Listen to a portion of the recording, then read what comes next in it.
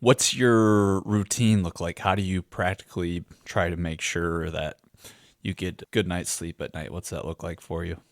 Yeah, so it fluctuates with my schedule, especially with school. I really try to make every day pretty consistent. And when some school days go till 5 o'clock and I don't get back till 5:30, it can be hard to make that exercise routine consistent because I like to work out in the afternoon. So I probably work out and eat maybe a little later than I would like right now. There's times where I don't get done working out till 7:30 and done eating till 8:30, and ideally I'd like to probably be done eating by 6:30 or 7, but that's just the cards I've been dealt at this point. So I feel like consistency is more important, so I've valued that instead. So I personally, yeah, work out probably 6 to 7 or 7:30. Sometimes there's a sauna involved. Probably 4 times a week there's a sauna involved. Back, eat. I have a smoothie as well, and then do the harder mental work, um, or whatever I need to do yet in the night as soon as I can after that meal to try and prevent like my mind from continuing to run when I do lay my head down to the pillow. So I'll probably do some more mental work until 9:30, 10 is when I try to shut that down and then really try to get the lights off, get red light on the phone or computer if I'm still using it. Otherwise, I try to read a fiction book. I kind of like you. I think you're reading Divergent too. I just started Divergent. So trying to read a fictional book at night. I love nonfiction books, but they can still be stimulating for my brain and get me thinking. So I've recently switched to more of a fictional book within 30 to 40 minutes of bed, try to stay off my phone, try to get lights off, get the AC running, try to get the body starting to cool off. And yeah, try to be in bed 10:30 to 11. Emily's pretty similar, so we're not really too different in our sleep routines. So yeah, I would say that's a good estimate of what most nights look like. If I don't sauna, I'll typically warm shower after I work out and do that probably about 9 o'clock, set 8, 9 o'clock. But yeah, just prioritize getting cool, getting lights off, getting off cell phone or interactive electronics, reading a book. I don't personally journal. I've heard the impact that journaling can have, both getting thoughts out of your head and writing positive things. I've done a little bit of breath work. There's like a 2-minute tracker on the Garmin that I'll do, and just try to see how low I can get my heart rate and how high I can get my HRV through some deep breathing. So do that probably anywhere from 6 to 12 minutes if I'm feeling like I'm still a little wired, but I can't say I do that every night. But yeah, those are the staples I have in my routine. Curious what you.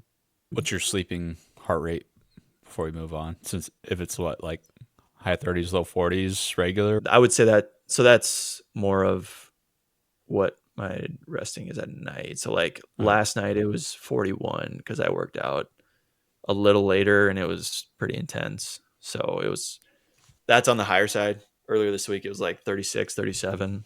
So you can measure like CNS fatigue and recovery based on how low that heart rate is. I feel like if it's 37, 38, like I'm in a good spot to go pretty hard. But if it's over 40, I know I should probably take it a little easier that day. But Gotcha.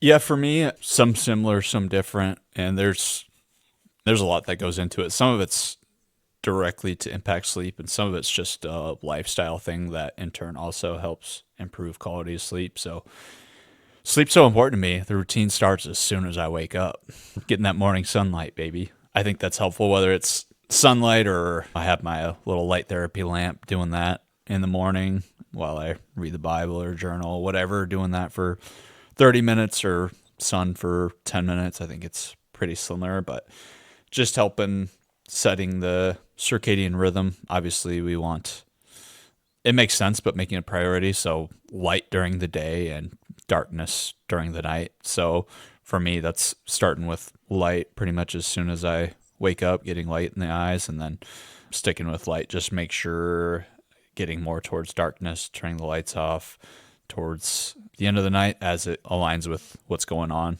outside. So light during the day, dark before bed, and during the night, making sure the room is really dark as well, making sure there's no light sources. Yeah, starts in the day, and then I guess working in order.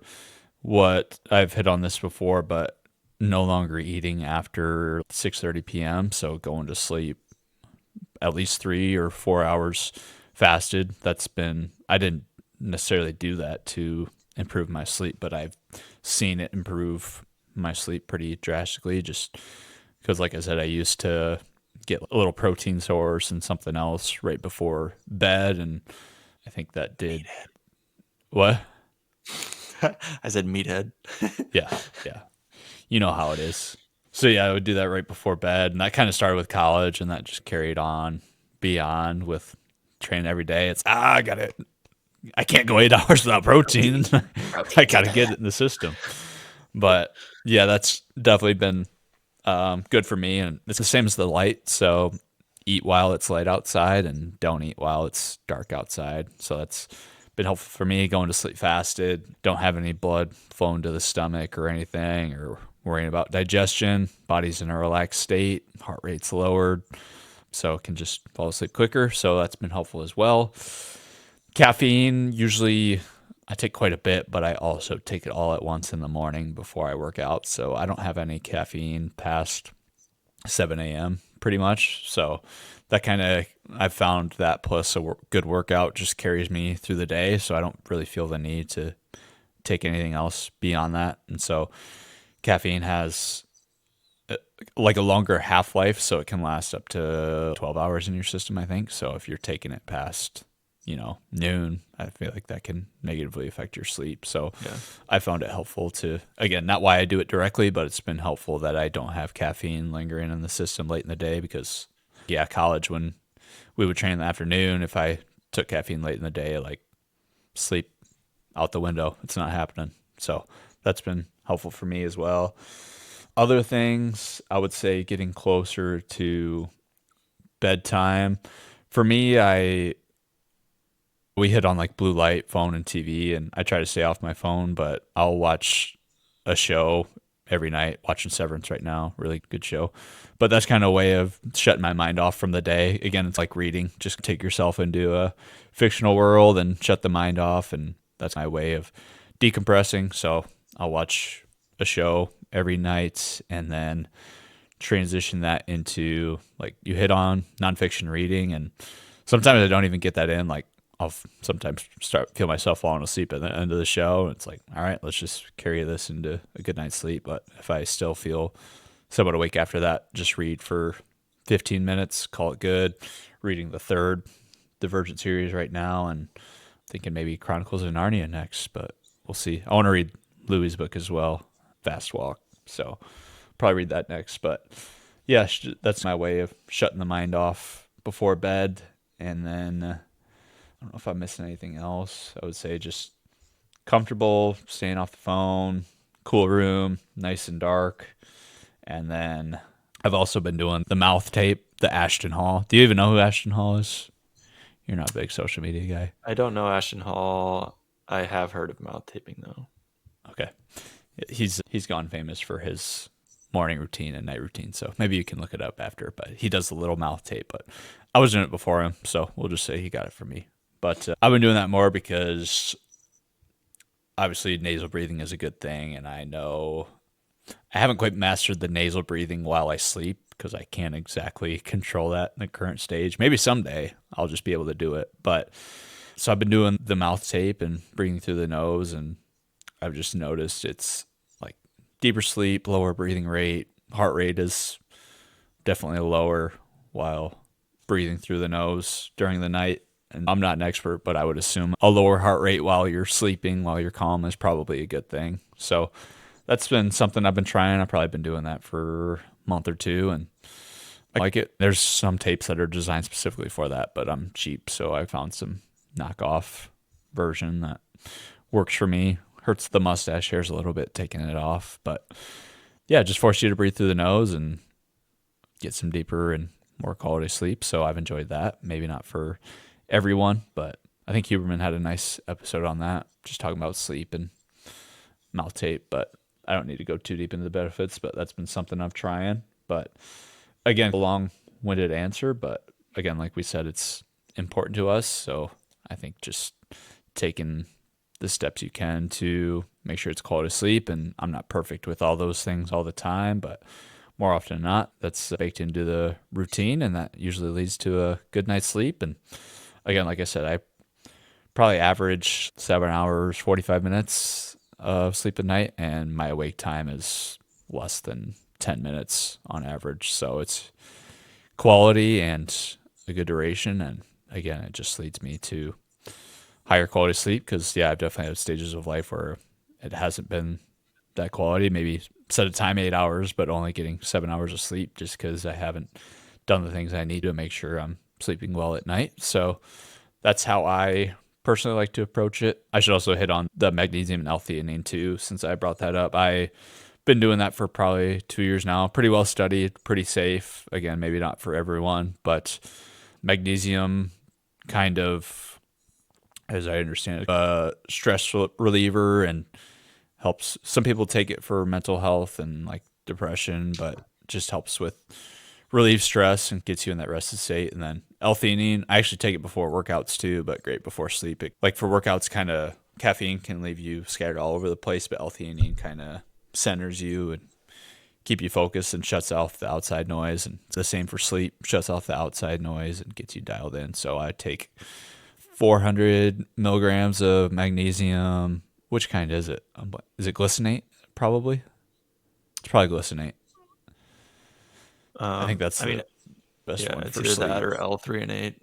L3 and 8 goes Yeah. to the blood-brain barrier, but Gotcha. Yeah, there's different types of magnesium, but I think glycinate is usually the one that's recommended for sleeping. And then I'll do 200 milligrams of L-theanine and do that about a half hour before going to sleep. And that's something I've found helpful as well. So again, maybe not for everyone, but it could be something to try out. And they're pretty cheap supplements, so that's something I found helpful. But yeah, there's a lot there, but it's important. So try and do everything I can to maximize.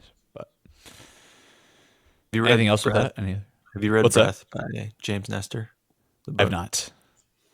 I Heard highly good recommend. things. And also, have you ever tried the like nasal strips? No, maybe while sick, but again, I'm cheap, so I feel like I breathe decently already through my nose. But if I ever feel like blockage, I'm not hesitant to try that out.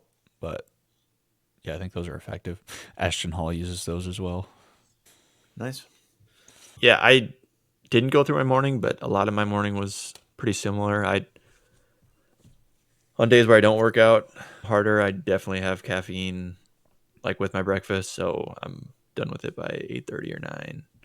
Sometimes like today when I don't have class and I can double up, I'll drink caffeine before breakfast. I'll have it like this morning I had it at 7 and then ate breakfast at 8 and then had another cup after. So still done by 8:30. And kind of like you said, caffeine has a half-life of 5 or 6 hours, so then it has a quarter life of 10 or 12 hours. So if you're having a full cup of coffee at noon, a quarter of that cup is still in your body at midnight. So it's important to get it. If you do get some caffeine in, get it in early, because even if you don't feel necessarily the effects of the caffeine at night, there's still that caffeine in your body. Yeah, I need to be better about getting that morning light in and getting the walk in. I typically have an electrolyte and vitamin D combination in the morning that I do almost every morning. I think routine is huge, right? I think you want to signal to your body that it is morning. So stacking things that you do right when you wake up,